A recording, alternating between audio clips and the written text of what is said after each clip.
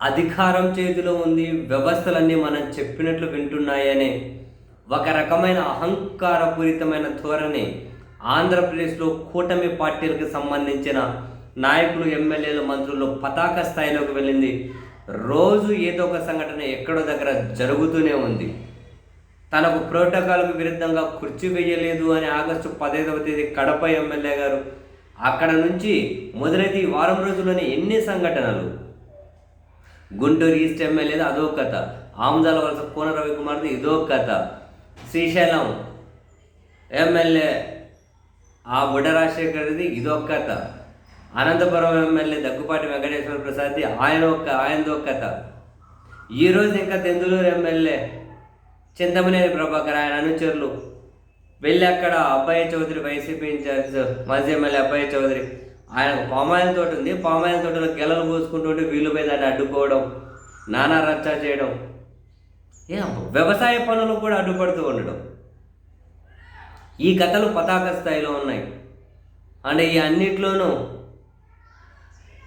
మనకు పత్రికలు, టీవీ ఛానళ్ళు మన వెంట ఉన్నాయి, మన వాళ్ళు ఉన్నారు, వాళ్ళు బరి తెగించి నోటికి ఎదుగుతుంటే అరుతుంటారు ఆ ఛానళ్ళలో కూర్చొని అని చేసిన తప్పులను కూడా బరి తెగించి సమర్థించుకునేంత వరకు వెళ్తూ ఉన్నారు.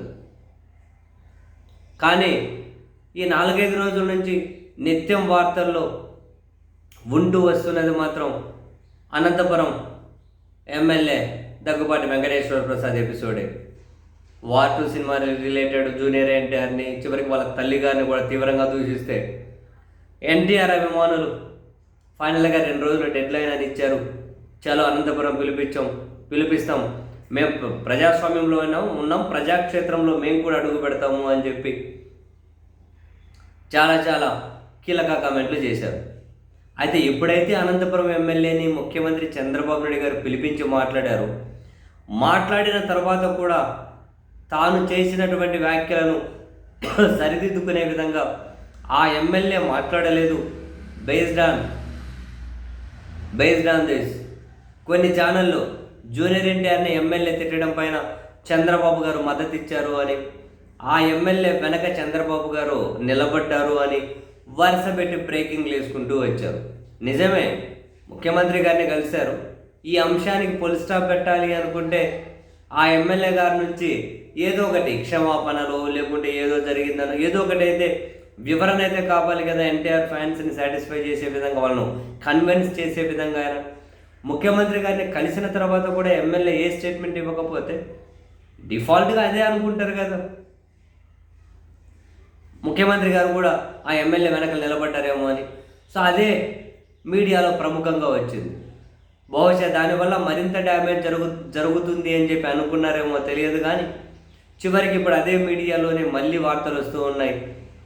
ఈరోజు జరిగినటువంటి క్యాబినెట్ సమావేశానికంటే ముందు నారా లోకేష్ గారు వరుసగా జరుగుతున్న ఈ వివాదాస్పద అంశాల మీద సంబంధిత ఎమ్మెల్యేల మీద ఆగ్రహం వ్యక్తం చేశారు అని, చంద్రబాబు గారు కూడా ఆగ్రహంగా ఉన్నారని చెప్పారు అని, శ్రీశైలం ఎమ్మెల్యే చేసింది అసలు మంచి పద్ధతి కాదు అని చెప్పి లోకేష్ ఆగ్రహం వ్యక్తం చేశారు అని, అనంతపురం ఎమ్మెల్యే చేసిన పని కూడా కరెక్ట్ కాదు అని, అనంతపురం ఎమ్మెల్యే మీద కూడా లోకేష్ ఆగ్రహం వ్యక్తం చేశారు అని ఈ విధమైనటువంటి వార్తలు సర్క్యులేట్ చేస్తూ ఉన్నారు. నిజమా అబద్ధమా అన్నది తెలియదు. కానీ అంటే ఎన్టీఆర్ ఫ్యాన్స్ ఈ విధంగా కాసింత ఏమన్నా సాటిస్ఫై అవుతారు అని చెప్పి ఏమైనా ఈ మాటలు అన్నారా, లేకుంటే ఇవి సర్క్యులేట్ చేస్తున్నారా తెలియదు. క్యాబినెట్ సమావేశం కంటే ముందు, ఈరోజు క్యాబినెట్ సమావేశం జరిగింది కదా, ఆ సమావేశానికంటే ముందు లోకేష్ గారు ఈ ఎమ్మెల్యేలందరూ ప్రస్తావన తెచ్చారంట. Kadapa MLA, Guntur east MLA, Amudala Valasa MLA, అదే కోన రవికుమార్ వీళ్ళు, అనంతపురం ఎమ్మెల్యే, శ్రీశైలం ఎమ్మెల్యే, ఇట్లా 7 మంది ఎమ్మెల్యేల ప్రవర్తన బాగోలేదు అని, వాళ్ళ మీద ముఖ్యమంత్రి గారు చాలా సీరియస్ ఉన్నారు అని లోకేష్ గారు చెప్పారట. పెరోల్ ఇచ్చినటువంటి 2 ఎమ్మెల్యేలు పెరోల్కు సిఫారసు చేశారు కదా వీళ్ళు.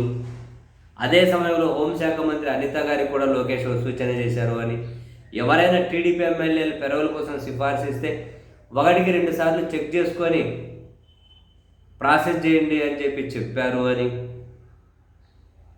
వాళ్ళ టీవీ ఛానల్లో బ్రేకింగ్లు వస్తూ ఉన్నాయి. జూనియర్ ఎన్టీఆర్కి సంబంధించి తన మీద అనంతపురం ఎమ్మెల్యే చేసిన వ్యాఖ్యలను కూడా లోకేష్ పద్ధతి కాదు అని చెప్పి సీరియస్ అయ్యారు. ఆ వ్యాఖ్యలు కరెక్ట్ కాదన్నారు అని. ఇవన్నీ మరి అవేంటో డైరెక్ట్గా మీడియాతో మాట్లాడచ్చు కదా. ఆ వ్యాఖ్యలు డైరెక్ట్ కాదు అంటే అవును మా ఎమ్మెల్యే మాట్లాడింది కరెక్ట్ కాదు, అలా మాట్లాడకూడదు అని చెప్పచ్చు కదా.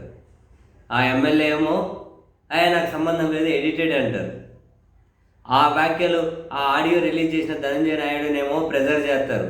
అది తప్పు అని చెప్పి నువ్వు బయటకు వచ్చి చెప్పు అని ప్రెజర్ చేస్తారు, కుటుంబ సభ్యులను ప్రెజర్ చేస్తారని చెప్పి ఆయన అంటూ ఉన్నారు. మరి అయ్యారు ఆ మాటలు అందరికీ తెలుసు మాట్లాడారు అని, ఏదో కవరింగ్ కోసం. ఈ మాట్లాడకపోతే మరి ముఖ్యమంత్రి గారిని ఎందుకు కలిశారు? మరి ఈరోజు క్యాబినెట్ సమావేశం ముందు లోకేష్ ఎందుకు సీరియస్ అయ్యారు? అట్లా కాదు. జూనియర్ ఎన్టీఆర్ ఫ్యాన్స్ చల్లార్చడం కోసం ఏమైనా లోకేష్ ఆగ్రహం వ్యక్తం చేశారు ఎమ్మెల్యే మీద అని చెప్పి ఏమన్నా వార్తలు సర్క్యులేట్ చేస్తున్నారేమో తెలీదు మరి.